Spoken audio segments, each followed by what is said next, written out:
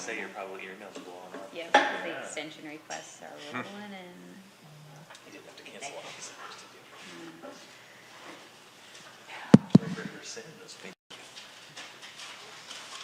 Okay, welcome everybody. I'm just using this little list so I can get the pronunciation right.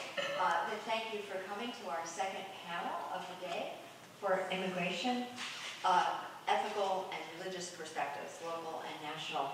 And so we had a really beautiful first session with Father Brian Riley and with our first panel, which was amazing with Lori Yessel and Paula Francini from the law school, and then also with Daryl Lynch from the Immigration Council. American Immigration Council. So this afternoon, our second panel is going to be focusing on the issues in another in a different kind of way. We have Susan Reynolds, who is coming back to us for a second talk about immigration. She spoke to us in the fall, and that was wonderful. And her work is in ethnography as it connects with immigration. That's what you were talking about, and that's kind of how you got into the subject, if I'm understanding that correctly. And you're teaching Catholic Studies at Emory University. And you have Father Brian Strassburger. And I understand you two have worked together. Oh, we go way back. We go way back. High school youth group, yeah. Yep. Yep. And Father Brian is a Jesuit priest, and he works at the border in Del Camino. Jesuit Border Ministries, that's right. Jesuit Border Ministries. So he's really working on the grounds, right where this is all happening. And he brings that perspective. He was written up in the New Yorker in August, I think it was August 8th, 2024, was that? That's right. And you have Glenn Butner. Am I saying that correctly? You are. And he teaches at Gordon-Conwell Theological Seminary in Massachusetts. He has written the book, Jesus the Refugee. I think the title speaks a lot. I hope everybody goes and buys the book. I know I'm going to get your book. And so we look forward to the discussion. Of course, Jonathan Heaps, who is really the person who got this whole idea going. He teaches in the core. He's in the Catholic Studies Center, where he is the head of the London Institute. He is going to be our moderator. All right. Thank you so much, Nancy. All right, so I'm going to, we're going to proceed initially in descending order from the person who traveled the farthest to be here. So Brian, you're up. Will you please tell us about your ministry, where it is, what you do, who do you work with, anything you deem relevant? Yes, gladly. Thanks for the invitation to be here. Good to be with all of you. Thanks for coming to listen to us as we talk today and have a conversation. Just going to spend a few minutes just to introduce myself and my work. Father Brian Strassburger. I'm a Jesuit priest, and I'm the director of our project based out of Brownsville, Texas, called Del Camino Jesuit Border Ministries. It's a new project for the central and southern province of the Jesuits. Began 4 years ago in 2021 when I was first ordained and sent with another Jesuit to go to the border and respond to the needs that are locally there. So as is a good thing to do when you're a newly ordained priest, the first thing we did was met with the local bishop and sat down with Bishop Daniel Flores, and he gave us our mission that I think has continued to this day when he told us, I want you to do what Jesuits do best. And I had to pause thinking, is this some bad joke? And he said, no. I want you to read the reality and respond to it. I thought that was really telling. He didn't say, we need you to staff a parish. He didn't say, we need a great Jesuit high school or university because you do so much in education. He said, no, I want you to be discerning. And that was the word that he referred to. I want you to be discerning in your work. Read the reality and respond to it. Well, what is the reality? The reality we encountered there along the border 4 years ago and continue to encounter today is the great vulnerability of the underserved migrant population. So we began by visiting migrant camps and shelters on both sides of the border in Mexico and in South Texas. And we visit the migrants to accompany them and hear their stories and walk with them and find ways that we could be involved and to serve that underserved population. Now, I will say we had some missteps along the way. We were a new mission, so we make mistakes. So early in the days, there was this campment that had formed in the Plaza Vernosa. This is still, Title 42 is in place, meaning we're in the middle of COVID, and so the border was closed. And so people were living there in this camp, trying to, just kind of waiting for things to change. And Father Louis and I, the two in this mission, we would bring one of these little carts that you bring on the beach, like to put your beach ball and your umbrella and beach chairs in, filled with like hygiene products. And we'd walk it across the border over into this plaza, and then everyone would see, oh, they're giving out free things. And then they would just come and everyone would want something. And I'd be trying trying to do crowd control, and Louis was trying to hand out items, and it's in the hot of the South Texas sun, and one day he talks about Louis reached in to grab a toothbrush for a lady, and as he came out, just a dollop of his sweat just poured all over that toothbrush. And as he extended it towards her, they looked at each other and both realized that no one's going to ever use that toothbrush. As we were in the midst of that chaos, of course, a worker for Doctors Without Borders pulled us aside and said, there are better ways to do this. And we're like, yes, please help us. We have no idea what we're doing. And she showed us that plaza had been organized into kind of 4 camps run by migrants, 4 kitchens, I should say, in each corner of the camp. And one of the people she introduced us to was Claudia, this woman from Honduras, cooked us a new meal every single time we were there. She was known better not by her actual name Claudia, but by the title Valórame, because that's what she would shout out if you walked by without acknowledging her. Hey, Father Brian, Valórame, Valórame, which is like, show me some dignity, show me some respect. Don't just walk by without saying hello. Now, Claudia, I can happily say, is in St. Louis. She's got a job. She's doing great. After spending about 8 months in that migrant plaza. Well, what we learned in that lesson was that while we can bring some humanitarian aid, like hygiene products, there are other people that do that a lot better than we do. So what's something that we could offer, what we could bring? Well, we thought, we're this team of Jesuits. Why didn't we bring the sacraments?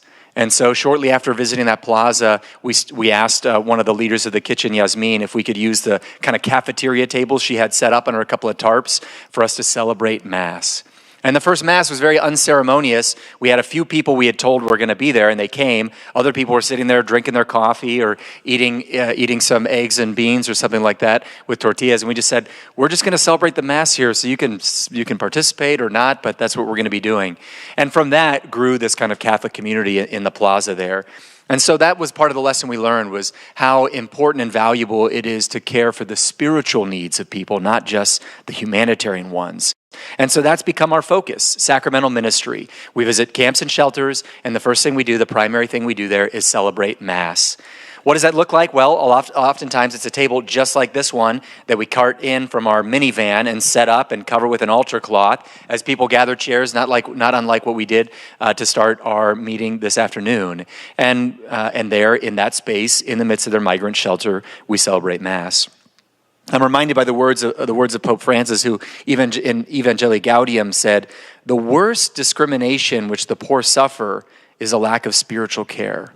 Our preferential option for the poor must mainly translate," Pope Francis says, "into privileged and preferential religious care." How often do we as a church ignore that call and invitation? It's important, don't get me wrong, to shelter someone, to feed someone, to make sure their basic needs are met, that they're secure and safe, without a doubt. But in the midst of that, so often what gets overlooked is that spiritual care that's so foundational and so important for people. It becomes oftentimes the strongest source of their resilience as they turn to their faith as a source of strength, even amidst the struggles of the journey. I've seen that revealed to me in so many ways. I see it when Joshua and Stephanie and their 2 kids are holding their hands and looking up to heaven as they pray the Our Father together in the middle of Mass. Or when we have a long line of people waiting to get blessings, which we have the Eucharist available and also a blessing line for those who don't feel comfortable receiving the Eucharist but who want to come up, Catholic or non-Catholic, just to feel that sense of blessing, that sense of God saying, yes, you matter to me, I see you, right? Or when I see the kids gathering around the altar and I say, does anybody want to get some holy water? Me. And we sprinkle them all with holy water. Give me more, Father Brian, give me more. So many moments. I think recently we just started visiting some new shelters. I'll talk about the new reality just briefly before I finish.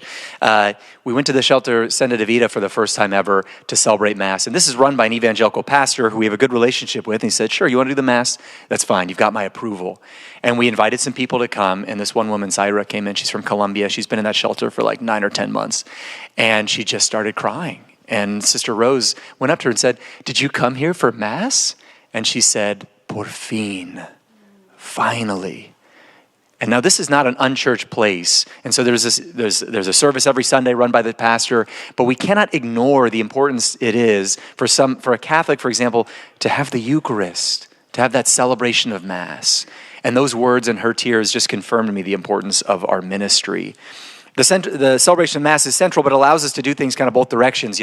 We develop these trusted relationships with migrants by being priests that visit their shelter regularly, which is really helpful because we can share information with them about orientation, about what's really going on at the border right now. A lot of fake news out there. They get their information much like most of us, which is on social media, WhatsApp or Facebook or Snapchat, TikTok. There's some very valuable information on there, and then there's a lot that's completely false. And so if we can be a trusted source of information for migrants, that's one way we can send information with them.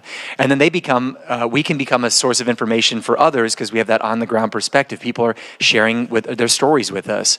High rates of kidnapping for people coming up to the border with CBP-1 appointments. We can advocate with journalists, with legislators, with human rights experts, and things like that. So we become this conduit of information when our principal occupation is a sacramental ministry. Just very quickly, can I ask Sure. you to dilate on something? We're down to passing one mic back and forth. You listed a number of technologies that are used for communication, and one that you listed that people might not be as familiar with as a sort of source of social information is WhatsApp. Can you talk about the role that WhatsApp plays in the migrant communities and at the U.S.-Mexico border more broadly? Yeah, sure. So WhatsApp is a text messaging app, basically, not unlike your basic text message functions on your phone, but it's widely used throughout the world and certainly among the migrant community. And you can both join groups and then get any text that gets blasted out to anybody in that group, or you create groups with friends and families and other networks, or you have individual chats. I would say it's a primary source of communication for the migrant population. If they're calling home, they're calling through WhatsApp. If they're sending messages to family, it's through WhatsApp. If they're getting information about what's going on the border, it's often through WhatsApp. Facebook, TikTok are some of the other really big ones that I see. And so, like I said, some of that information is really good and helpful, but there are times that people show me a message like, hey, I'm getting messages from this person who works for a company that gets people visas to Canada. She's asking me to pay her $500 now to advance my visa to Canada. I can do a little bit of research and say, this is not accurate, like someone's taking advantage of you right now. So there's a lot of scams out there that look to take advantage of migrants on social media. So that's a little bit of what's going on there. So correcting information, providing accurate information is part of what we do. Humanitarian aid we continue to do, hopefully not with sweat-covered toothbrushes, but we do the best we can. Advocacy efforts, both locally and nationally. Immersion trips we sometimes help host for people to come down. We got a podcast, it's my one shameless plug, the Jesuit Border Podcast. If you're looking for a first episode to listen to Susan's when she came on and spoke on our podcast a couple seasons ago. So those are some of the things we do, kind of our communication efforts. I'm sorry for dominating the mic for these first few minutes, but if the bishop asked us to read the reality and respond to it, I want to at least give a little snapshot of what the reality is on the border, and we can continue to go back to this as need be. But just so you know, the reality on the border is there's no legal way to enter the United States. If you're seeking asylum, there's no way for you to access our system. It is completely closed. We've become a country club for the rich and apparently white South Africans too, right? So the wealthy and the white. So there's no way for you to get in and seek access to our country otherwise. The Biden administration started that by basically making it next to impossible for you to seek asylum if you didn't enter through a legal port of entry. So if you crossed a river and said, I'm here to claim asylum, it's dangerous for me to go back home, the Biden administration put policies into place to say, we can just ignore you, we don't have to listen to this claim, we can detain you or deport you in expedited removal. That was an effort, I think, and this is me editorializing, I think to calm down the border in the run-up to the elections, but that policy remains in effect. The way the Biden administration really wanted people to enter was through ports of entry using this smartphone app that you download to your phone called CBP-1. You'd submit this advanced information and request an appointment. And once you got the appointment, you entered legally in the United States. 1,450 appointments every day. So many people took advantage of this opportunity. Some waited as much as 7, 8, 9, 10 months in Mexico asking for this appointment before their legal entry, which would grant them a 2-year parole, more or less. January 20th, we have a new administration take over. Shortly after the inauguration of President Trump, while he's still sitting in the rotunda, a message went out to every user of CBP-1 app saying this app will no longer be used for the scheduling of entry into the United States by non-citizens, and every programmed appointment has now been canceled. So everybody who was in the shelters in Mexico, in the shelters that I visit along the border, who had programmed appointments for January 21, 22, 23, all the way up to February 9th, all of those were canceled, never been restored. So what's happened to the border? That means there's no one on the U.S. side. So the shelters on the U.S. side of the border were transition shelters. Most migrants aren't settling along the border. They're going to New York, they're going to Boston, to Chicago, to Kentucky, to Tennessee, to North Carolina. Literally, I know people have gone to every one of the contiguous 48 states because they've got family or contacts or a job or whatever that they're going to. So they don't necessarily settle on the border. So the shelter's on the border. You enter legally, you wait at the shelter, you get your bus or train ticket, you move on. Well, now that there's no one legally entering, those shelters completely empty. The lights are off. They've had to fire staff. People on the Mexican side of the border, what's happening? Well, it's really hard to get to the border in Mexico right now. Starting about a year ago, Mexico started policing its whole country really severely, and if they found any migrant who wasn't legally in Mexico, they would put you on a bus, and they wouldn't deport you because that requires paperwork and money. They would just put you on a bus and send you to the south of Mexico, thinking you're just going to get frustrated every time you try to go north again. And they sweetened the deal in September and said, if you get that CBP-1 appointment, we'll actually bus you up to the border. So that incentivized for migrants to stay in the south of Mexico, get the CBP-1 appointment, travel to the border, and enter the U.S. Well, now there are no CBP-1 appointments. So now there's no one that can legally travel through Mexico. So the border has shifted. The border is now in southern Mexico, near the border with Guatemala. That's where many migrants are. It's very under-resourced. There's very few shelter space, and there's very few NGOs working down there. So migrants are stuck in southern Mexico. Those who are along the border, like I said, were mostly people who had the CBP-1 appointment that then got canceled. They were left with four options. One option is you pay a human smuggler, a coyote, to sneak you into the U.S. evading Border Patrol. The price immediately rose on that crossing. Now it's between $12,000 and $15,000 U.S. per person. You get one attempt. If it doesn't work, if you get caught or deported, sorry, that's it. Okay? And even if it works, imagine, okay, now you're undocumented in the U.S. right now. Not exactly the greatest situation. Most of the people I know didn't even want to consider that option or couldn't even afford to. Option number two, return home. So I've known people who have gone back to Honduras, for example, or other parts of Central America, or back to their hometowns in Mexico, only if they thought it was safe enough for them to do that. That's not true for everyone. A lot are leaving because of threats and violence against them. So the third option is you can relocate in Mexico to a safer part of Mexico if you're a non-Mexican national trying to settle and figure out life. So maybe you try to get a job, try to get your kids in school. Maybe you go to a safer city like Monterrey or Mexico City or Guadalajara. And then there's the fourth option, which is you just don't have anything to do. You don't have anywhere to go. And so you're just stuck in shelters. And so those are the people we continue to accompany. And that population is the lowest I've ever seen it. But the people who are left in the shelters are the most vulnerable. It's a single mom with small kids that aren't school age who can't work during the day because she has to care for her kids. It's a family like Catalina. Her mom was murdered in Colombia. She fled with her 4 children, and all their documents were stolen when they got kidnapped on the border. Their CBP-1 appointment was for January 15th, 5 days before Trump took over. They missed the appointment because they were kidnapped. They got released on the 18th, 2 days before Trump took over. They went to the border on the 19th saying, we missed our appointment because we were kidnapped. Can we get processed? And CBP said, sorry, we don't have the processing capabilities to take you in today. And because of that, Catalina and her 4 kids are living in a shelter now, Matamoros, where they've been for months. But I don't want to leave with just the bad news because there's still stories of hope. We continue to go and visit these shelters, accompany people, even amidst the darkness.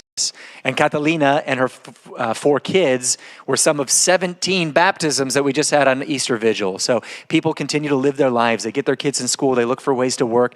They continue to be resilient amid all the oppression that they suffer. And so we did some faith formation throughout the Lenten season, and we had 17 baptisms on the Easter Vigil, including Catalina and her kids.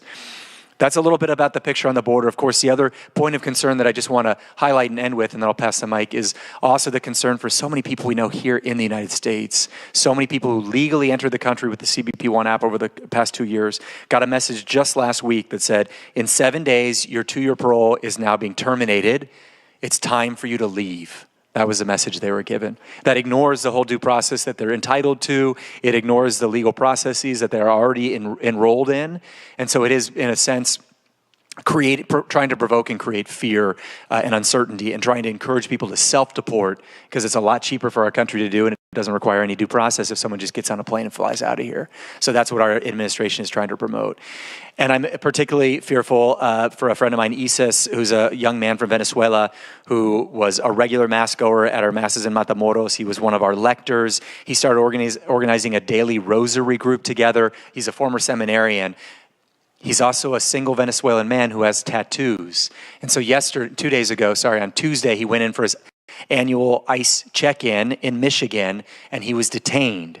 And so he is currently in detention in Michigan, and I'm extremely concerned for him and so many other Venezuelan men, among others, who are being criminalized in the case of Venezuelan men just because you have tattoos, which has led to some people being sent to the prison in El Salvador because of nothing else but being accused of being members of some terrorist organization, criminal network, Tren de Aragua, just because of the tattoos on their body. So a lot of things for us to be concerned about on the border, but especially in the country in terms of access to asylum, fixing our broken immigration system, protecting people who entered legally and have legal rights within this country, and to help reassure our migrant brothers and sisters, the people among us, that they are welcome here and that they have right to due process, that they are created in God's image and likeness, and that they are seen and valued and contribute so much to our country. Thank you. Thank you so much. Susan, I want to ask you, how did you end up on his podcast? Great question. To fill in the gaps of the initial introduction, Brian and I both grew up in Denver, south of Denver, and went to the same high school youth group at St. Thomas More Catholic Church, and sort of followed similar but different path for the next however many years. Same places, different years, same grad schools, same parishes. And then in 2023, so 2 years ago, I came down to Brownsville because I used to live in Brownsville. I'll talk about that in a moment. To hang out with the Jesuits for Holy Week because I was and still am writing a book on the Stations of the Cross as they're practiced on the edges and margins of society and of the church. And I had been very moved, deeply moved in sort of a deep vocational way by my experience living in Brownsville right after college, and wanted to return there. And I thought, okay, who do I still know in Brownsville? I said, oh, perfect. Brian, great, and so I'll circle back to that story, but it's just a joy and kind of one of those lovely providential things that we're both sitting here right now after being 14 at one point in Centennial, Colorado. Did any of us make it from being 14 to anything? Frankly, it's a miracle. So I lived in Brownsville, Texas, as Brian said, southernmost tip of Texas, the southernmost city in the state of Texas, in the Rio Grande Valley, from 2009 to 2011. I was part of a postgraduate service program called Alliance for Catholic Education, sort of a Catholic Teach for America, where you earn a master's in education at the University of Notre Dame, where I just graduated undergrad from, and for over 2 years, you are sent in community to teach and minister at a small, under-resourced Catholic school. I had planned to go to Chile after graduation. I had spent time in Santiago, Chile. I had studied abroad there, and I had done a lot of work in Latin American history when I was an undergrad, and I had planned to go back there with Holy Cross Associates. But when I was placed in Brownsville with ACE, something about that border space really captured my heart and my imagination, I think, and I decided to commit to that program, and then spent the next 2 years teaching 6th, 7th, and 8th grade language arts and social studies at a small Catholic school in Harlingen, Texas, which is sort of one town up from Brownsville. But our community house, there was 7 of us, was in this old former convent, very falling down convent that got bulldozed the year after we moved out of it because it was literally falling down around us. About a quarter mile in from a little road called Military Highway. Military Highway is a small snaking road that runs parallel to the Rio Grande River, essentially. And when we moved there in 2009, you could see basically clear into Mexico, into Matamoros. You could run if you were going on a run, a jog or whatever. You could jog right up to the river. Sometimes you might encounter a border patrol agent in their cars or their jeeps or whatever. But there was a road, a little dirt road, and you could just kind of jog to the river and jog back. And one day in the fall of 2009, I remember standing in my front yard and looking out and seeing something that I had never seen before. And that was these giant posts, these giant beams in the distance. And like an idiot, you know, it take a while to kind of put things together sometimes in your mind. And I'm thinking, what is that? What's going on? What is that? And over the next couple of days and weeks, obviously, it became clear that this was actually the last of the Bush era border wall that was being built. Obama was president by that time, but this was still a sort of a stretch of border wall that was built. It was initiated under the Bush administration, and the portion that was built in Brownsville was the last portion to be built because it had been the subject of so many lawsuits, because it bisected a college campus, it bisected a private golf course, it bisected a ton of private property, it created an environmental disaster for farmers who had farms and land along the border. Of course, this is where their animals went to drink. This is where farms were irrigated from. And so there was, for a number of reasons, both sort of social justice related, political, humanitarian, and also environmental and like property wise, there had been tons and tons of lawsuits trying to get this wall to not be built. But eventually, of course, the federal government won out, and this wall went up in the fall of 2009.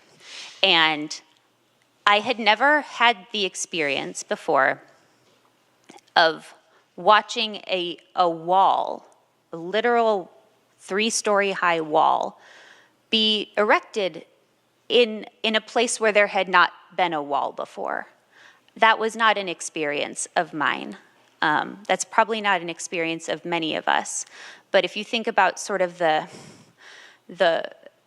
larger than life status that walls play in political history, the Berlin Wall, for example, the wall that divides certain sectors of Palestine from Israel, there's something about a wall that just speaks to us. It feels like a violation of something fundamental about our humanity.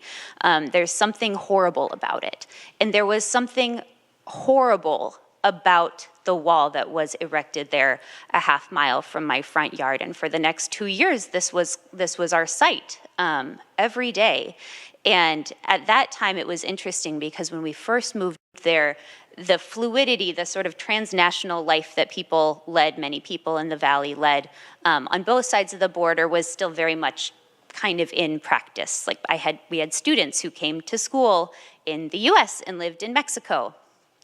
Came to Catholic school, they have the border crossing lines, just like you hear traffic and weather on the radio in the morning. They had the wait times at all the border crossings. It's just a normal part of life there. Students would get up really early, but they'd cross the border every day, and it wasn't a sort of a story of hardship. This was they were very resilient.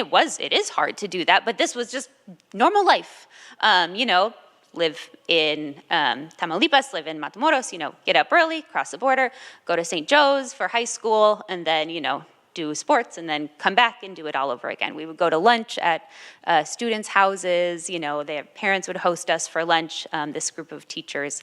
We would go across the border for dinner, things like that. Toward the end of that year, that first year, and especially my second year there, things started to get really dark. So, and we saw this in our students' lives too. So they would have, family members, uncles, cousins, whatever, who were kidnapped, or property stolen, cars stolen, things like that. But kids, as kids are, I taught middle school, so those are, slightly older kids, but my community members who taught elementary school, students would come in with these kind of horrifying family updates, but report them in this sort of normalized way that kids do. Like, my uncle is being held for ransom. And you're like, the hell? I'm sorry, what? And then we'd have to kind of retrace the story, and you'd talk to their parents, and you're like, sorry, what's going on? And it was kind of incredible, the transformation that the Valley underwent in just 2 years. And when I came back, I had come back to visit a couple times since then, but when I came back for the week 2 years ago, the transformation was even more stark. A few things had changed since I lived there. First of all, and this sounds in a way funny, but it's not, it's really a sign of the times. One thing that's changed about the Valley is that there's a giant SpaceX launch pad on what was a public beach, Boca Chica Beach. So you've all heard about Elon Musk's space adventures. Essentially and he was very forthright about this. I mean, he offered some, I'll pour millions of dollars into the local government and schools and, these kind of overtures of reciprocal exchange. But in reality, and he had said this in many interviews, he was kind of looking for a nobody over whose heads he could explode things. And indeed, he is. Debris falling into people's backyards, into ocean, into, tortoise habitats. It's actually quite ironic. If you go to Boca Chica Beach today, there's signs that say, don't step on the dunes, there's baby turtles nesting. And then, 40 yards away, a rocket ship. So you're like, what's happening here? But this idea, it felt, people have a lot of different feelings about Tesla and SpaceX and Elon Musk in the Valley, but for me, coming from the outside and admittedly coming from a very critical place, it just felt like the grossest form of colonization imaginable by somebody who's super wealthy coming in and saying, I don't really care about this space or its culture, its reality, its political reality, its economy, its people. I just, where is a nobody in the U.S.? And he chose Brownsville. And it feels so deeply offensive, but it also feels so consonant with what we know about colonization and conquest as it's taken place in the Western world over hundreds and hundreds of years. It feels really gross to me. The border situation, as Brian just explained, it's like somebody sort of turned up the volume on an amplifier. Everything that had started to go wrong in 2010, 2011, it's like it was cranked up to an 11, so to speak.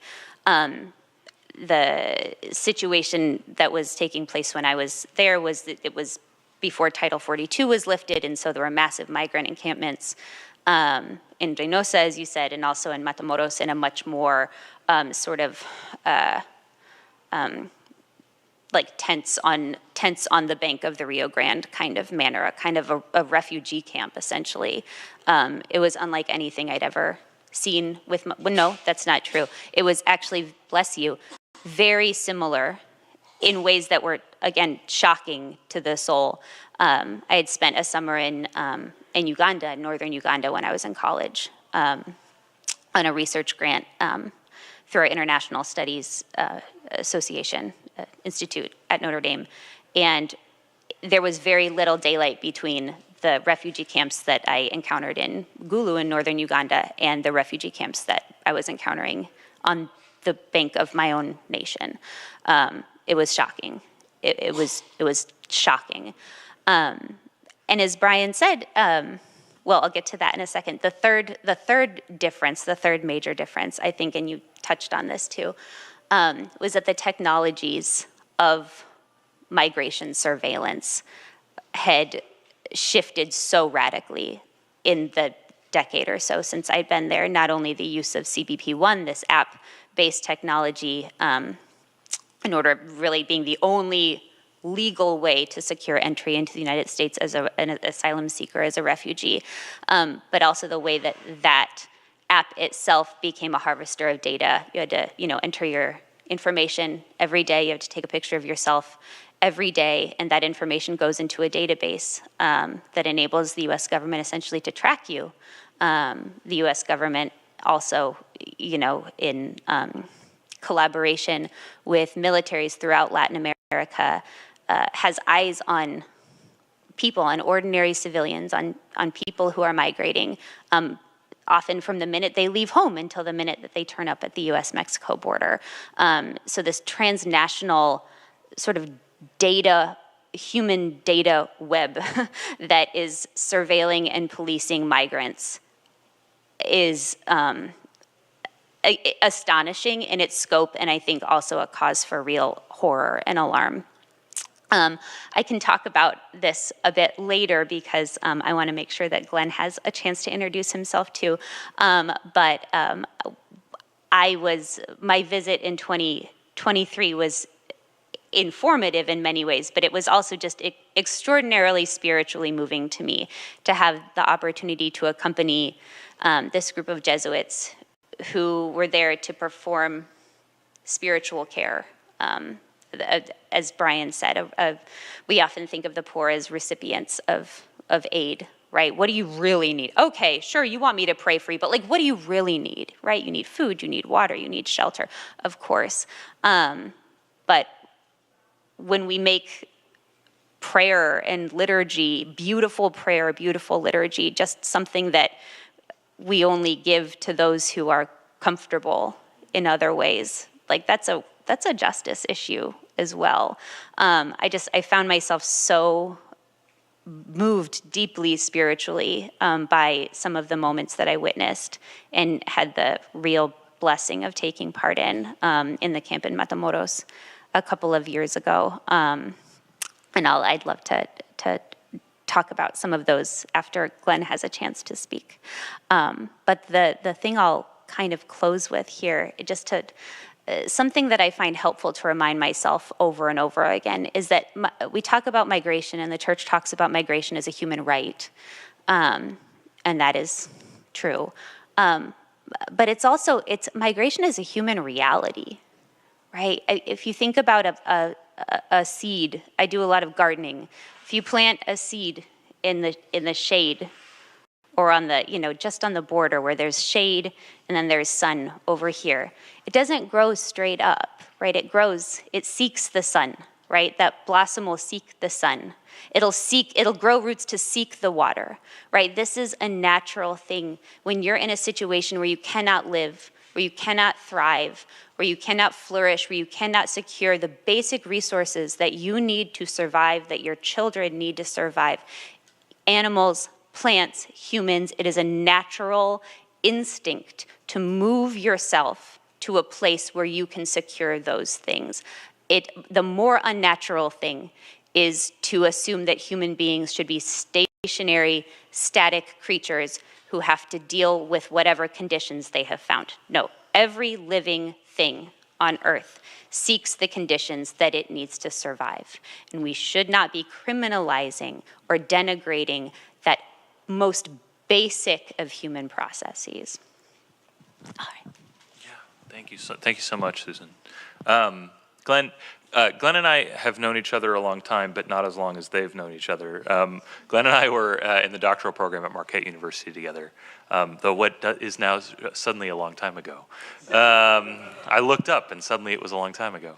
But a couple of years ago, Glenn published a book that was actually, if I remember right, edited by one of our Marquette colleagues, Ryan Hemmer. And the title is provocative enough, Jesus the Refugee. And so, Glenn, I wonder if you'd tell us a little bit about the book, but also maybe a little bit about how you came to write that book. Well, thanks, John. Thanks, everyone, for being here. So the image of Jesus as a refugee is a prevalent one. So in this Catholic context, you might be familiar with Exsul Familia, the apostolic constitution from Pius XII. But in my own Protestant circles, I can think of an article that actually came out about 6 weeks ago in Christianity Today arguing that Jesus was a refugee. Or if you watch the Super Bowl, maybe you remember the He Gets Us commercial. So I'd kind of been familiar with this connection, and I'd been interested since I first came to faith in working with immigrants and in some of the questions around that. I was working in a warehouse warehouse, and mostly with migrant workers, and suddenly one of them didn't show up for work one day, and then the next day, and then eventually we heard that his coyote had come looking for him because he owed money, and so he had to leave town. And I didn't know what any of this meant as a teenager, who'd been a Christian for a few months, and so from the start, this is something I'd been interested in. And in college, I had worked with a refugee doing ESL tutoring, and then my wife and I got married, and we did that some in Milwaukee while we were in the doctoral program with John, and went through this whole thing and still didn't really understand the factors that were causing these problems or what they even meant. And so one thing that led me to write this is sort of thinking through what Young Mo Sung calls a contestatory theology, which would be something that helps you sort of critique, but without any vision of where to go or how to fix things. And I think I'd been trapped in that for 15 years at least of my Christian life. When things started to be more in the news, as cyclically they are, and I found myself finally taking time to start to ask some questions about what's actually going on here. So the book that I wrote was actually a thought experiment that's trying to move this image of Jesus being a refugee from something that just stirs our emotions, but maybe results in nothing more than sympathy, into something that might give us a clearer sense of how we as Christians ought to engage in these issues. So it's basically a thought experiment asking, what if the Holy Family from Matthew 2, where they end up having to flee from the persecution of Herod, what if that happened today under our contemporary refugee regime? So what if they ran away for those historical reasons, but if they had to pass through our contemporary system, what would happen? And then thinking through that, hopefully we can have a more pointed understanding of what it would mean to say that Jesus is a refugee. And so that led me pretty quickly to dig into the 1951 Refugee Convention from the United Nations, which was expanded in 1967, adopted in the United States in 1980 through our Refugee Act. And there's really a surprisingly narrow definition of what a refugee is, which would be someone who has a well-founded fear of being persecuted, so their own government or powers that their government can't stop are wanting to hurt them because of a relevant category like their religious faith or their political opinions or their membership in a certain social group. And that's really important because if you fit that definition of a refugee, you're eligible for resettlement through the United Nations, for example, or if you enter into another country, you are legally prohibited from being refouled, so return to the country you came from, because that country might persecute you and might harm you. On the other hand, what that means is there are huge groups of people that are also in need that are not technically refugees. So if you're fleeing war under the 51 Convention or the 1980 Refugee Act, you are not a refugee. In Africa, actually, there's some law that would count you as a refugee. If you are fleeing a natural disaster, a tsunami or an earthquake, you don't count as a refugee, which means you don't have a right to enter another country under that provision, and they can send you back without violating that prohibition against refoulement. Plus, if you're a refugee, you have the right to work and to access all sorts of services that if you're not, you may not have. And so what the United States has done to sort of cope with these other categories of displaced persons that might have needs is to rely on what's sometimes called a twilight status, where you can come, but you're not technically an immigrant because we don't want you to stay, and we're not going to tell you how long you can stay here. And so maybe you have temporary protected status, or the recent Biden administration really relied on humanitarian parole, where you could be brought into the country. So Ukrainians, I was involved in helping resettle a number of Ukrainian families in Kansas because they're fleeing a war, but not technically refugees. The problem with these twilight statuses is they're extremely precarious. And so a similar program to the Uniting for Ukraine program was established for Cubans, Haitians, Venezuelans, and Nicaraguans, and it was able to be canceled with 30 days notice. So you were here lawfully, you had the right to work, you were paying taxes, and then boom, you've got to go somewhere in 30 days. And after that, you can't legally work, you no longer lawfully have access to these things, and we could arrest you and do who knows what to you. And so lots of people fleeing dangerous situations are in an extremely vulnerable situation. But if we look at the Holy Family situation, they had to flee because Herod would have seen Jesus as sort of a mix of due to a religious belief that he would be, a new king or Messiah, or at least that his parents would have, which is also kind of a political belief. He would theoretically be able to show that he was facing persecution. So he could fit the definition of a refugee. In point of fact, the family went down into Egypt, which was still within the Roman Empire, so you might say, okay, fine, he technically wasn't a refugee, but we can imagine, well, what if the Holy Family wanted to come to the United States or make its way into Europe today? What would happen?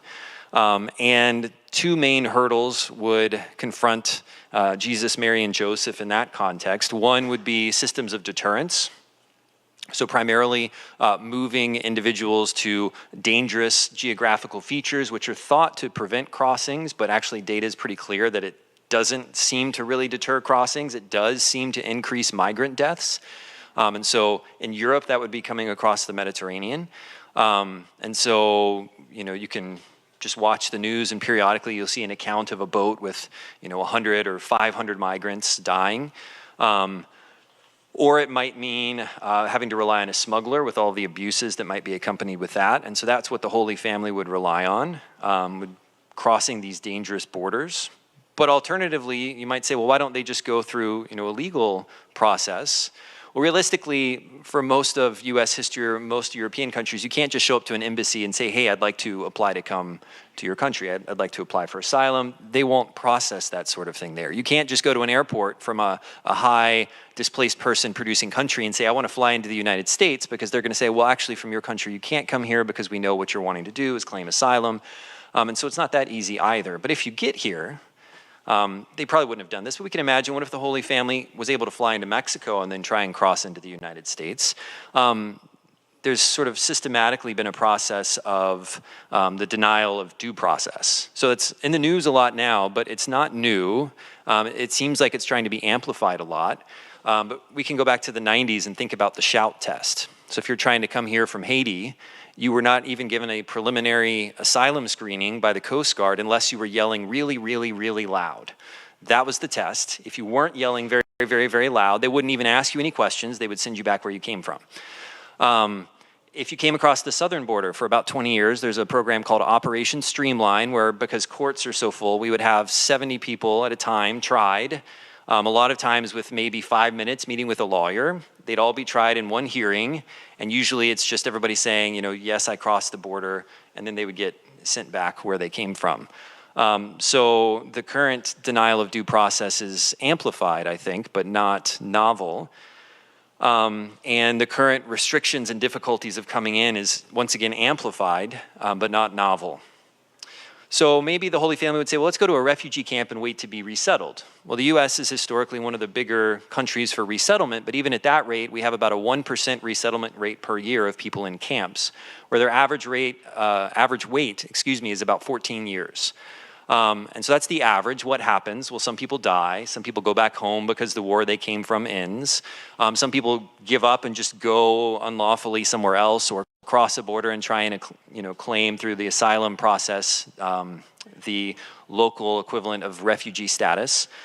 And so the Holy Family would go there and potentially just sit and wait, not allowed to work, not necessarily having good educational opportunities apart from NGOs. So that wouldn't really be a great thing either. And all of this, I argue, is driven by fears about the economic harms of migrants, about the concern of them being a security threat, and sometimes through racism. And I don't think those economic harms or security threats are as substantial as we are often led to believe. So putting all this together, I hope it gives a clearer picture of what the Holy Family would face, which I immediately think of Matthew 25, the parable of the sheep and the goats, where Jesus says, whatever you did to the least of these, my brothers, you did unto me. Talking about different categories, like those who are hungry, those who are naked and need clothing, or especially those who are migrants and need welcome. And so with that sort of sermonic intro, I conclude with a bit more of an ethical analysis of responsibility and solidarity. So what it actually mean to stand in solidarity. Drawing on Catholic ethicist Kristen Heyer out of Boston College. Part of it's incarnational, so the sort of thing that Brian was talking about earlier. Some of it is institutional, building institutions like the ministry that Brian is a part of, but some of it is also conflictual and involves the engagement in the public sphere of individuals like Dara Lynn that we heard earlier talking about her work with the American Immigration Council. And I think with this picture of some of the problems that the Holy Family would face, hopefully we can be a bit more equipped to respond in specific ways in these forms of solidarity. So that's the project and a little bit about where it came from. Thanks, Glenn. Brian, I hope this isn't too much of a out of left field question to you, but Glenn's recounting of his book made me think about the spiritual significance of the imagination, which is an integral part of Ignatian spirituality. And I wonder if you have any thoughts or reflections on how the work you're doing has interfaced with your own spiritual practice, spiritual formation, as a Catholic in general, but maybe as a Jesuit specifically. Thanks for a question totally out of left field. No, I'm happy to talk about that. I mean, it has completely reshaped my imagination because our imagination is so much informed by our life experiences. And so the places that we go and frequent then shape and form who we are, right? And it's been an important reshaping for me of understanding of church and beauty. So it's important that we maintain beautiful spaces. I think it's a wonderful thing. We had Mass for those who joined us at noon today in this beautiful chapel, the Immaculate Conception here on campus. And that evokes beauty. It evokes the transcendent and helps us enter and grow closer to God. But that's not like God's home on campus, right? I mean, we know that, right? God doesn't just live in that building that we were in, so we went there to go say hi to him, right? God lives in each and every one of us. And so to see church much more expansive, I remember a Jesuit I met one time, I was looking at a picture of all these people gathered in front of this building, and I said, "Oh, it's a picture of your church." And he was like, "Yeah, plus the building behind it." So pointing out that it was really the people who were there, that's the church. And so I see that certainly in our ministry, and that shapes and informs my imagination. And even beauty and the symbols of beauty, you know, we celebrate Mass in the just most outlandish places. I mean, and it's in the middle of a migrant camp, and kids are running around. Little kid might be crawling and just right in front of you. There might be a mom breastfeeding in the front row. There's going to be some interruptions in the course of the Mass. Maybe a CBP1 appointment comes out right in the middle of the Eucharistic prayer, and you just have to pause because people are screaming and crying. I mean, just any of those moments. But those are human moments and beautiful moments. And if we can even bring some of the beauty of the liturgy into those contexts, Susan could probably talk a little bit about that, just some of those experiences, the incense on Holy Thursday, or there's just the way some of the signs and beauty, you know, like when we go to Mass, we don't celebrate Mass with just like a Dixie cup plate and like a little plastic chalice. Like we bring a paten chalice that we would use in this chapel as much as in our community chapel, or as much on top of this plastic table, because there's some beauty of the liturgy that we want to maintain to show the dignity of it and the dignity of all of us as members of the church. So it's shaped my imagination in terms of what is church and what is beauty, and then it informs my prayer every single day, right? As a priest and then presider of the liturgy, I have to prepare homilies basically every day. Sometimes we have a couple Masses a day. And you as a good preacher, you want to be thinking about who am I preaching to and what does the Word of God need to say to them today?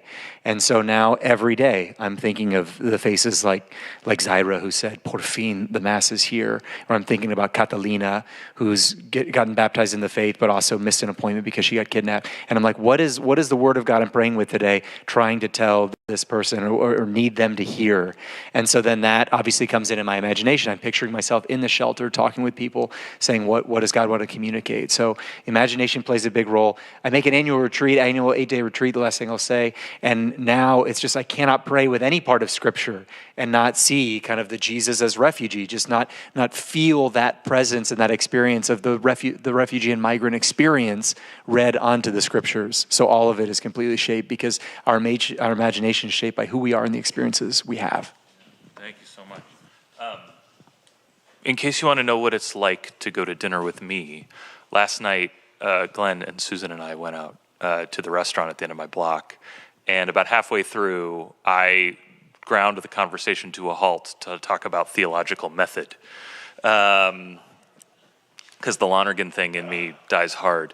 But one of the things we were talking about is the different places that data and evidence in theology as a discipline can come from.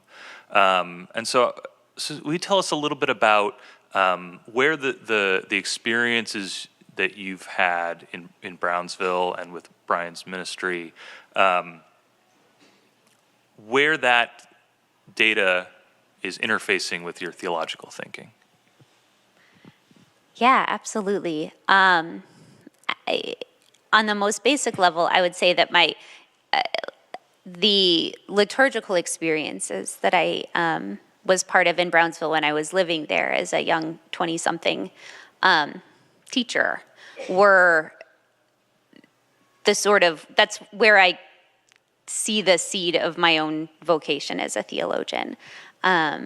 I belonged to the parish, actually, that Brian and the Jesuits now minister at, San Felipe de Jesus. And I remember being so sort of enchanted by some of the Holy Week practices there, particularly a practice that is that's done in the Valley, and I think, and in Spain and Mexico, but I've not really seen it done elsewhere. It's a Good Friday evening procession called the Procession of Silence, the Procesión del Silencio, and it's a procession with a sort of shrouded statue of the Blessed Mother through the streets, and larger ones have kind of a whole, there's drums involved, like a drum corps, and even this smaller one in this tiny Colonia parish that we belong to, there's a person who beats a drum as we walk. And I was there was something about this that captured my own liturgical imagination, and in so many other ways too in those early years that I was there, because what I felt on some level was this interplay between liturgy, Catholic practice, and place and space, and social reality that felt very vivid to me in a way that I had not experienced elsewhere. It felt like this is a locus of theological reflection, and attending to practices like this can teach us something theologically that we don't learn in the same way anywhere else. And that's the work that I've done since then. My first book was a deep multi-year study of a very small eclectic Catholic parish in Roxbury in Boston, looking at it from an ecclesiological standpoint and saying, again, what do we learn about the church when we start from the reality of a particular place, from a particular parish? What does it mean to read the signs of the times, not only sort of pastorally, but also theologically?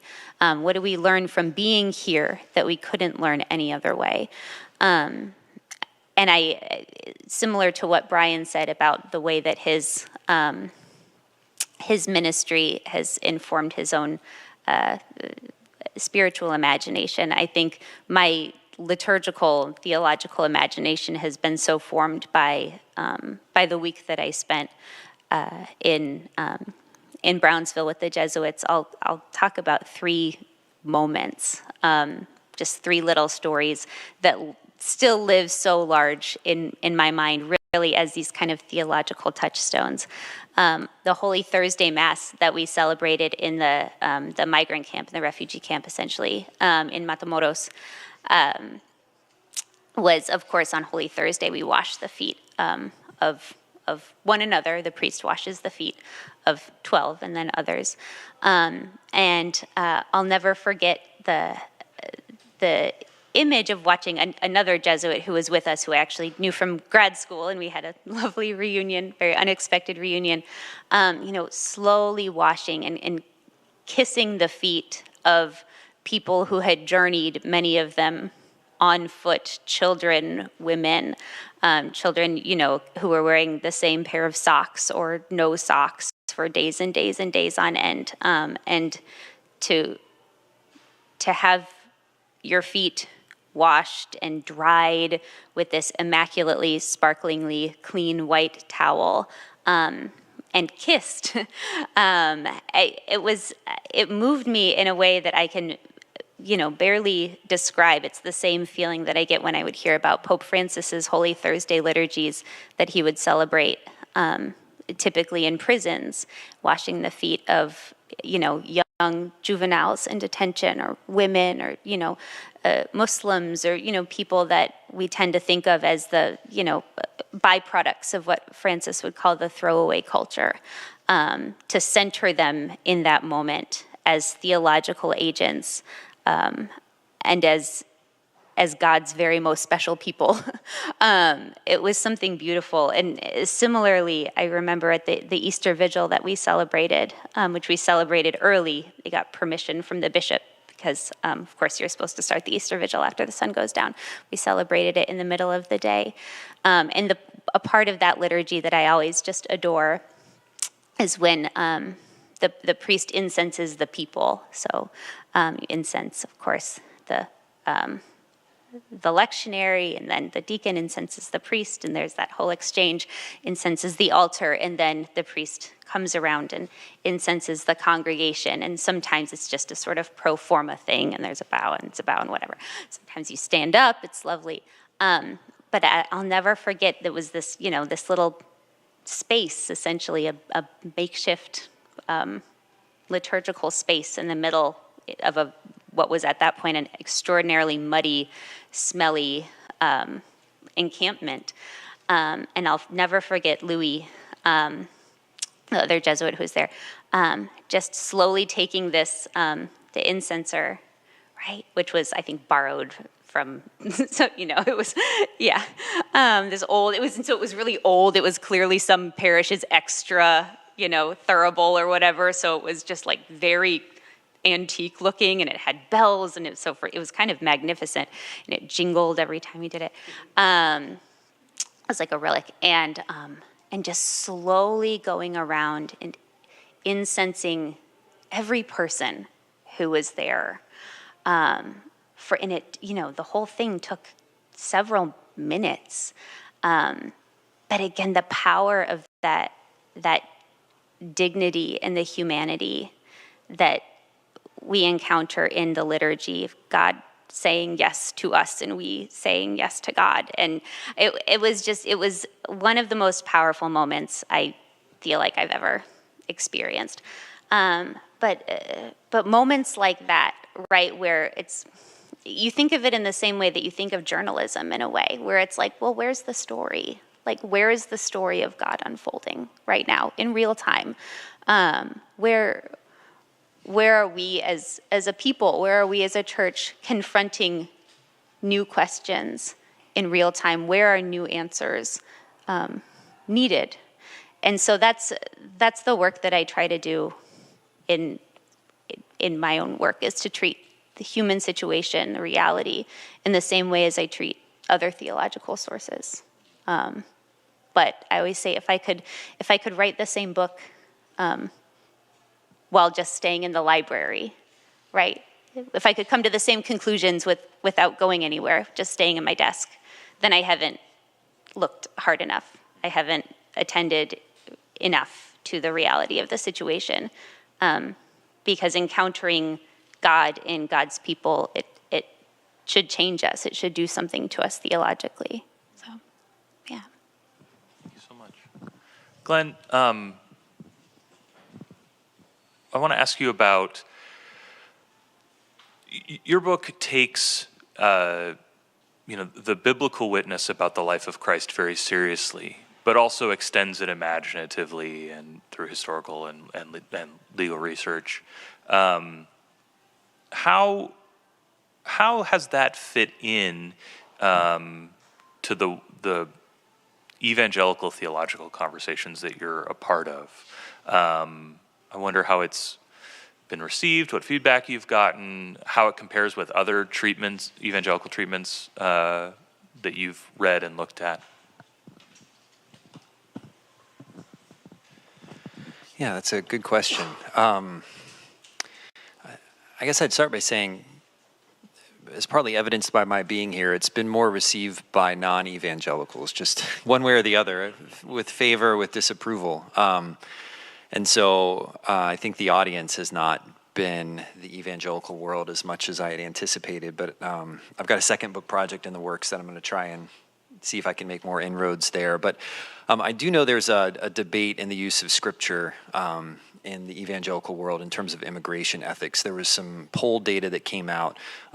So obviously white evangelicals have historically voted very high in high percentages toward Trump. It's also true of, to a slightly lesser extent, of white Catholics as well. And there are lots of different issues that inform that vote, but there was some polling data that suggested that evangelicals, when it came to the matter of immigration, they were asked, what is the main source of your thinking on this subject? And the dominant answers were the news, a personal relationship with someone, but it was not Scripture. Which for a religious tradition that prides itself in sola scriptura and the emphasis on personal reading of Scripture was concerning to people. And so there's been a lot of work to try and see what can be done to change that. And I know sort of the two main figures there, M. Danny Carroll has done some that's trying to argue for a biblical basis for welcome to migrants, and then one that we were talking about last night, James Hoffmeyer has written a book called The U.S. Immigration Crisis that's trying to be very restrictive toward migration. And to be honest, though my political sensibilities and ethical sensibilities are much more in line with Danny Carroll, I think both can be a bit simplistic in their treatment of Scripture. So a lot of the debate centers around Romans 13 and rule of law. So God has established governing authorities, and so we ought to submit to them. And so, for example, Carroll will say, well, the word used there is not obey, it's submit. So that gives us some leeway. I'm like, fair enough, but obey is used in 1 Peter, so it doesn't really get us anywhere. And then on the other hand, so Hoffmeyer has tried to craft this argument where so if you look at ancient Near Eastern law, you'll see an emphasis on caring for the widow and the orphan and the poor because they're the vulnerable members of society. But the Old Testament or Hebrew Bible law stands out from this because of an emphasis also on the migrant, linked with Israel's identity as the people that were migrants in Egypt, were mistreated and had to be liberated and then migrated through the desert. And so this is their identity. They need to care for migrants, and that we don't see in other contemporary law codes, which results in a lot of law that calls to the fair and ethical treatment of migrants. And so Hoffmeyer has argued, well, actually this term ger that's being used in that context is referring to documented migrants, which he doesn't really have a leg to stand on. And nobody in biblical studies has really embraced that, but it's been picked up in the Heritage Foundation and the Center for Immigration Studies. It's been in an affidavit submitted to the Supreme Court. It was cited in congressional hearings. It's been turned into a popular Bible study that's available for churches that want to learn about this fact. And so the Bible can really easily be used just sort of to support your preconceived beliefs on immigration rather than you yielding to the authority of God on something like this, recognizing that I think biblical ethics requires a lot of prudence, a lot of wisdom. And so how I would handle something like Romans 13 is, yes, there's submission to governing authorities, and that's one important moral factor, but there are dozens of other moral factors in Scripture, including disobeying the government for protecting life, as is the example of the midwives who didn't obey Pharaoh and instead protected the infants that were told that they were told to kill. Or as is the example of Esther, who was not supposed to go into the throne room of the king unless summoned. She could face death for violating this rule, but she did on behalf of her people to save lives. And so there are many who face a threat of life who I think can ethically have a very strong Christian case for disregarding immigration law by crossing a border. Or in fact, on one study, over 50% of undocumented persons just overstayed a valid visa. So your home country is no longer safe, but you can't stay legally. It's technically not a crime, it's a civil offense, and so that's not that bad. Saving my kids from risk is a good thing, so I'm doing the moral thing in staying here. And then we in turn can sort of criminalize them on the basis of Romans 13, and I could name denominations that's the centerpiece of their public immigration documents. And I think it's just not handling Scripture responsibly enough. But I think that also challenges, many of us in here, I say us, I'm not a member of a religious order. Many of you are members of religious orders or priests. I'm a theology professor. There's some of us in the room too. It challenges us to give a more responsible take for Scripture that we can put out there. And so I've been working on that, and I've had some inroads with some clergy and my students. I did an event about 2 weeks ago, and it was a packed house of seminarians trying to figure out how they can respond to this in their churches, but it hasn't really made its way into the pews that much, though I'm very thankful for the welcome I've gotten in the Catholic world and the more mainline Protestant world.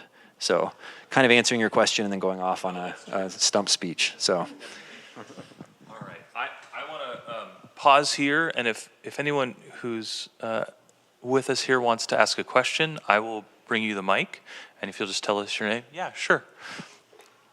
Oh, let me come around. And then I'll have to wander back with the mic for the... Thank you very much for your presentations. My question actually follows up on some of the things that have just been said. So there are many Catholics, non-Catholic Christians, people of other faiths who believe that they are good people, right? But they just have, in their minds, sincere concerns with what they consider, I don't know, excessive in-migration.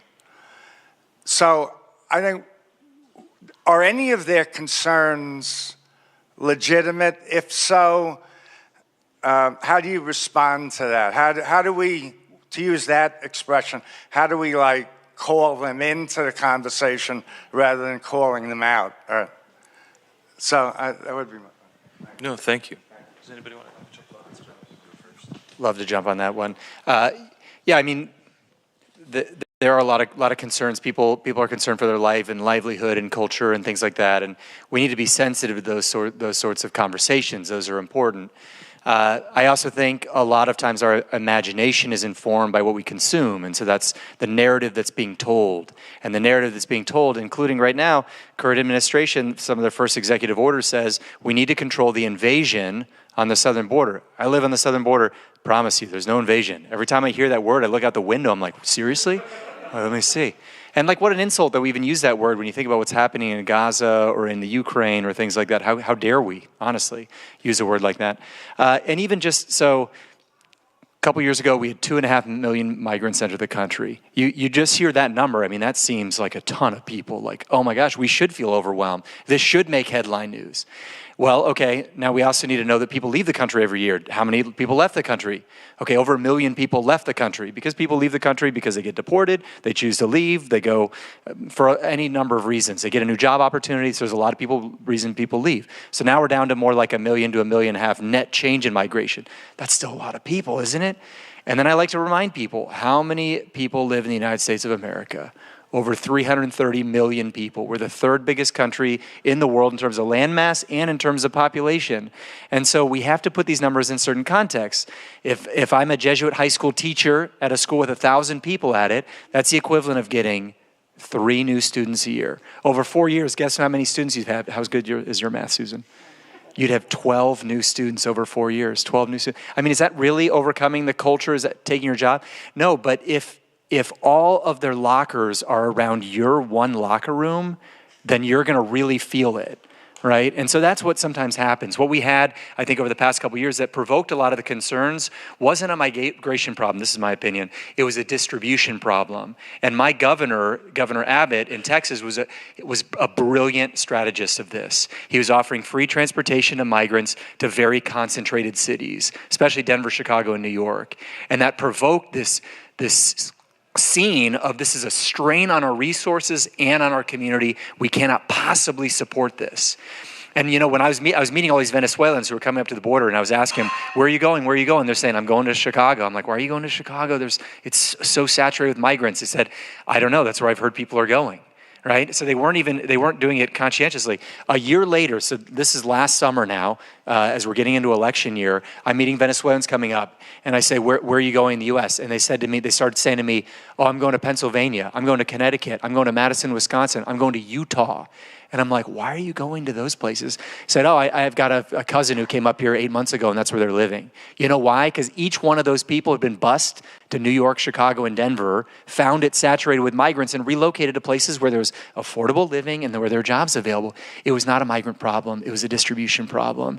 And so we can create systems of welcome that welcome people and find ways to distribute them to where needs are greatest, where they can be received into communities, or we can create public spectacles and we can put them in concentrated situations to create a crisis that isn't real. That's my own opinion. Now, that's not to say that there aren't communities that get impacted as migrants come in and maybe are competing for jobs at the same skill level or things like that, but I think generally speaking, the economists at large agree that migrants are good for the economy. So I hope I speak a little bit to your problem. We certainly need to have this conversation more, but we also need to look at the problem because sometimes we're misidentifying it, I think. And that especially comes from the narratives that are being told to us.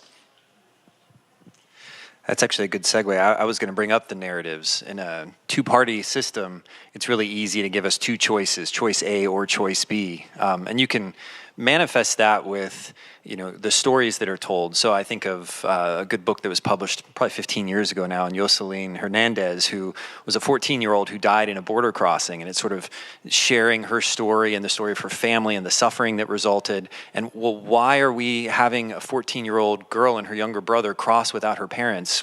What's wrong with the way we're policing the border? But then you can see the more recent story of Laken Riley, who was murdered by a migrant who could have been held but wasn't detained. And the choice kind of becomes one or the other, but both of them have a moral concern behind it. I want there to be less murders, and I want less people to die crossing the border, and I think we can have it both. And the problem becomes when the exception of someone being a violent criminal who's a migrant is assumed to be the norm. Only then do we have to have this trade-off if we can have one or the other. But the data suggests that that's not really the case. And a lot of our mass programs historically that have targeted migrants as a whole, for example, after 9/11 fighting terrorism, were wild failures. So I forget the fancy name of the operation, but there's a good book, Anna Sampaio talks about it, where they did huge raids at airports to find undocumented workers, thinking there might be terrorists that have infiltrated in that way that could then attack our airlines in the same way that the flights were attacked after 9/11. And tens of thousands of people screened, and many of them deported. No terrorists found, hardly any criminals found, because that wasn't an efficient program or use of our resources in that mass method. So I think I would maybe start by affirming, if you're concerned about crime, this is a good moral thing, but let's talk about the realities of the data and policies that might enable you to actually target that good moral concern that you have. And you're concerned about deaths with border crossings. Well, let's talk about the policies that will actually help there and how we can have both of these things, which is a tough ask for people who aren't policy analysts. I feel even a little bit nervous about the follow-up questions on that I might get. So I think trying to break down that false dichotomy might be where I would start.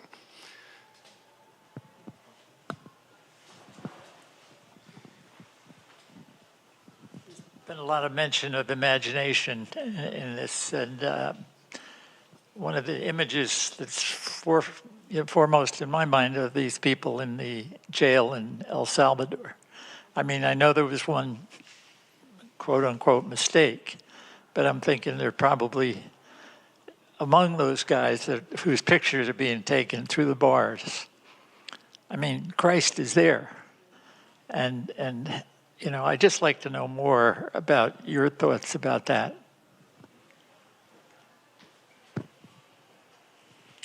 And then I saw another question back there as well. So, I mean, it breaks my heart. It's very concerning to me. I mean, like I said, I've got a friend who just got in prison, got detained 2 days ago as a Venezuelan man with tattoos, and so that's my great fear, is that we have an administration that says we have a mission that the American people have given us to deport all the criminals. And then what they're finding is that there's very few criminals, which I think speaks exactly to what Glenn was saying. There are some, and we want to be concerned about. We don't want a young girl to go out for a jog from Seton Hall University and to get murdered by someone, right? So that is a real concern. But once you've rounded up all the quote-unquote criminals, which turns out it's not very many of them, how can you continue to also match that with your claim that you have to deport, you need mass deportations? What you need to do is you need to create more criminals, right? Because then you can continue to fulfill your promise by creating more criminals. In other words, criminalizing migrants who otherwise aren't criminals. So part of the way you do that is you say, anyone who entered without documents or anyone who overstayed a visa, You're breaking the law. You are a criminal. Or actually, here's an even better one. Here's what we're going to say. If you are so get this. If you overstayed a visa, if you enter undocumented, that's a misdemeanor. That's not a federal crime. So here's what we're going to say, and this is what's happening. We're going to say if you're undocumented in the country, you need to register with the government. Okay, now if you don't do that, now you've given all your information to the federal government. Okay, that's not great for you. If you don't do it, now you've broken a federal crime. Now you're a criminal. Right? So now we can round up anybody who's in the country undocumented, and if they haven't filled out their information on the system, we can say, we're only deporting criminals. That's all we're doing. They didn't follow federal law. So that's what we're doing. And the same thing with people who entered with CBP1 appointments that I've known for the past few years who followed the one legal pathway. The administration says, in our opinion, that wasn't a legal pathway that you followed.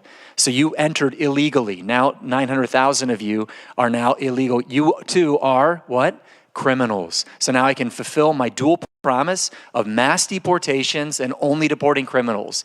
Because instead of looking just for people who commit acts of murder or violent crimes, I can talk about like a mom and her children who've just overstayed their visa, but they didn't fill out that federal registry. Now they have broken federal law and they are criminals, and then we need to deport them. So that's why I'm concerned when I see these images of people in the prison in El Salvador. I see what we are doing is criminalizing migrants. And there are some people in that prison who have committed heinous crimes. There are. But not everyone that we've done is doing that. And even the ones who are criminals deserve some due process, and not just to be one day put on a plane and shipped to somewhere in El Salvador to be put in this prison. It's very alarming. I mean, the other thing that's so alarming about these images too is the way in which they're received into a sort of American social imaginary that is itself extraordinarily violent. America is one of the only nations in the world, in the globe, with a death penalty. I mean, think about that. I mean, I know that's not the subject of what we're talking about, but just the Americans' commitment to the death penalty, to punishing someone for a crime by killing them, is an aberration in the global community. But America has a thirst for blood.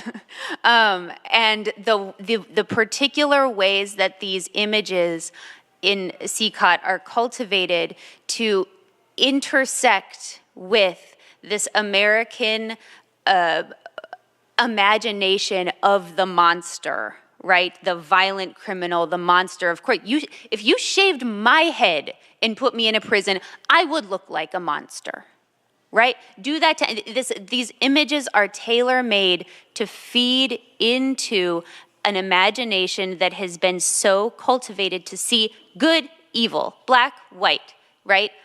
Monster, angel, which is why this rhetoric, right? We were talking about the messaging and the rhetoric. This matters. It matters so deeply to call someone an illegal, right? An alien, a criminal, an infestation, an invasion, this sort of insect-like rhetoric that's used now from the highest echelons of our government, but used very cavalierly, right? Laughingly, almost as a joke. This does something to us. I mean, we all took fifth grade social studies. We know what this does to nations. And I think for a while, perhaps it was, that's very alarmist to equate, what's happening in the United States now with what, the kinds of human exterminations and genocides that were happening, in decades past that we all learned about in history class. But in fact, this is how this starts, right? By looking at an aggrieved part of the population and saying, who you can blame? I'll tell you who you can blame. And by the way, don't they look like they should be blamed? I mean, those are not good guys. Some of them are very bad guys, right? I mean, just look at them. Nobody who's good looks like that. If they're all that good, why would they be in there, right? Why would they be in prison if they were that good? You don't just end up in prison, right? You don't just end up like that. So it's even these seemingly innocuous, far-right news media kind of editorialized asides, they feed in little by little, drip by drip, into this monstrous image of the other that we have created and criminalized today. It's horrifying, honestly. want to give Dara a chance.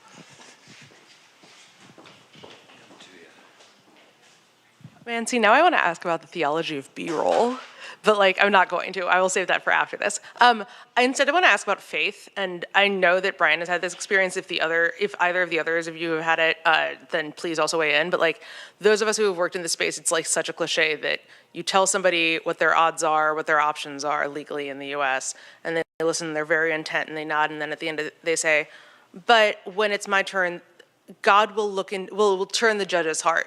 And he will see that I'm a good person and he'll let me stay." Or like, he will God will open his eyes. And like, it's hard enough to do that without being, myself a person of faith to deal with that. But how do you help someone get the information they need and have an orientation of agency toward their own lives and understand the options they can take without damaging or crushing what is clearly a very powerful motivator of faith that has clearly helped them get through some very difficult situations?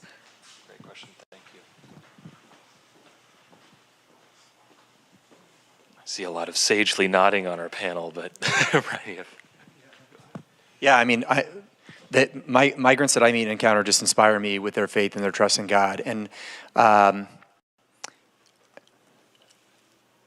it's a simple and humble faith, but it's one that gives them a sense of trust and strength and resilience. And so it's not something that I want to try to break holes in. It's something I want to try to build up, is what I've come to see. There's a part of me that when someone says, si Dios quiere, like if God wants it, and to say, well, it's not exactly that simple. It's not like you didn't get in with your CBP1 appointment because God's punishing you, and those who got in with CBP1 appointments, God honoring them. But no one's ever come to me with that. They put their trust in the Lord, but then they also say things like, el tiempo de Dios es perfecto. God's time is perfect, right? Like I trust in that. Like things will happen.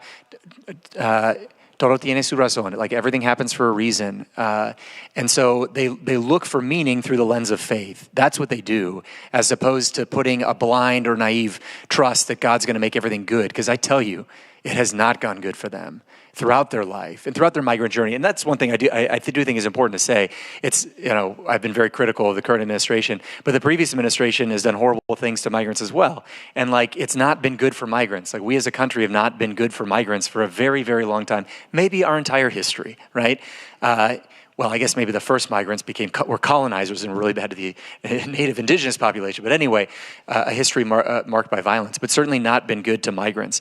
And the migrant experience that I saw before, okay, there was CBP1 appointment, people were getting into the U.S., but also they were getting kidnapped as they arrived into Mexico and being extorted for thousands of dollars and being abused and violated and other horrific things happening to them, or being robbed or extorted along the way. So the story of the migrant in the world today certainly is one of exploitation, from companies exploiting them along their way, from government officials exploiting them as they try to pass by, from travel companies exploiting them for next day airline tickets to fly to their destination, from their governments taxing the remittances they send back home, from our country paying them less because they're undocumented in our country. It's a story of exploitation throughout. That's a little bit of a tangent that I got on. But just in terms of their resilience is approaching the struggles of life through the lens of faith and drawing strength from it. And so they use these platitudes sometimes, but that's what's at the heart of it, and that's what I've seen, is they're saying that they see Christ crucified and say, I'm on that cross, but I'm not on that cross alone. Christ is there with me. And so if he's here with me, I can get through even this, just as he got through that and 3 days later rose from the dead. And that's the faith that I see in people, is approaching the struggles of their lives through the lens of faith and not feeling alone and abandoned, but feeling accompanying. And they want things to work out for the best, and they put their trust in God, but when they don't, as so often they don't grow disillusioned and discouraged and abandon their faith. They grow closer to God because that's where God is. He's with us most in the midst of our struggles. And so that, I would say, is what migrants have taught me. Like that, I didn't learn that in theology school in Boston College. I learned that at migrant camps in Reynosa, Mexico. So I hope that's kind of helpful. We're just about out of time, but Nancy, do you? Yeah. No, please go ahead. But and then that'll be the. No, thank you so much. It was wonderful. But it's sort of what you said, Susan, triggered this question, but anybody can answer it. When I studied about the Holocaust, read things about it, the Nazis would the worst treatment they gave to the Jews the more their rhetoric increased about why the Jews were deserving of it. And we see it also in African American history, in America. You know, we treat black slaves horribly, and then we become like somehow the narrative is changed that they're a threat to us. And I see that very much happening here, like the narratives that you're all talking about. It's like, it's a very, you know, any population you will have some criminals, but there are actually fewer criminals among immigrants than there are in the regular population, right? So it's like, that's a lie that's being perpetuated for a reason. And I guess what I'm asking is, like, what do you think what is the purpose that that's serving? Because that that narrative is being pushed out again and again, and a lot of Christians are believing it. Like you mentioned, there's one scripture verse that somehow is manipulated to support it when there's like maybe 25 at least scripture verses that would go against it. Why do many, like even Christian people, fall into line behind that narrative? So, anybody? Yeah, that's such a good question. And I think many of the answers are the same answers that are present in the human condition across time. I think one that is particular to our times, in addition to that, that sort of fundamental human propensity to seek scapegoats as a form of consolation for their own lives and hardships. A factor that's present in our time now is that it makes people money, right? There's the commodification of media content and the sort of democratization of platforms on media and social media, the power of the algorithm to give us more of the kind of news that we want to hear, to sort of feed our own instincts and reify our own instincts by giving us more people, even if they're some random person I've never heard of before. If they're saying something, there's something in me that thinks, well, if enough people are saying this, then certainly it ought to be true, and they look like a reasonable person just like me, and so I'm a good person, but this is what they're saying, this is what the people are saying. But that's making people money, right? That's making people so much money. Entire industries have been remade over the past 10, 15 years to cater to this desire for the kind of vilification of the other that we're seeing today. For what it's worth, it strikes me that in this era of like highly fragmented information, one of the only places that exists, one of the only institutions that exists, not untouched by polarization certainly, but within this polarized media landscape in which we are all hearing different things at different times, is church, is the parish, right? I really cannot think of another place where you go and sit and listen and attend to a word for an hour a week, let's say, no matter what side of the ideological spectrum often you fall on, across all kinds of differences, which I think for those of us in this room, especially those of us who preach every Sunday, right, there's a tremendous moral responsibility I think we have in these times to think about the fact that your voice possibly is the only voice that these people here are hearing on a regular basis that gets to them not through media channels. And that gets to them across all kinds of different divides. And how then do we become proclaimers of the Christian message that all human beings have dignity? So. Can I just say one thing real quick, John? Just real quick, I know we're wrapping up. Because they don't vote. That's my answer to that question, because migrants don't vote. Why are we targeting migrants as an enemy? Because they don't have a vote.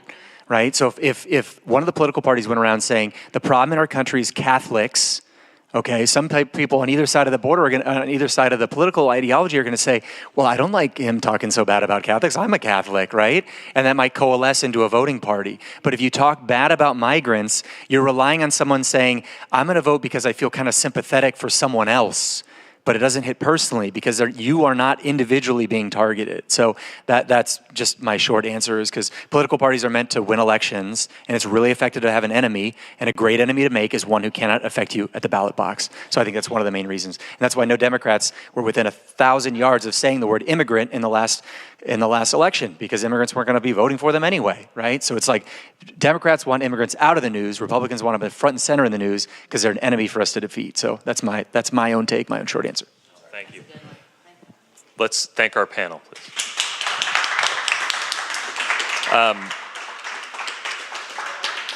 Thank you all so much for being here. I want to share with you, if this is a kind of conversation you've been interested in, on Thursday, I think this is next Thursday, calendars are hard, May 1st, at 4:15 p.m. For AAPI Heritage Month, there will be a lecture, and the title is Existing in Between, How Asian American Experience Illuminates the Church's Mission as Leaven and Pilgrim. So keep an eye out for that. And thank you again. I'm so grateful to all of you, our presenters and from this morning, and to all of you for being here. Have a good afternoon.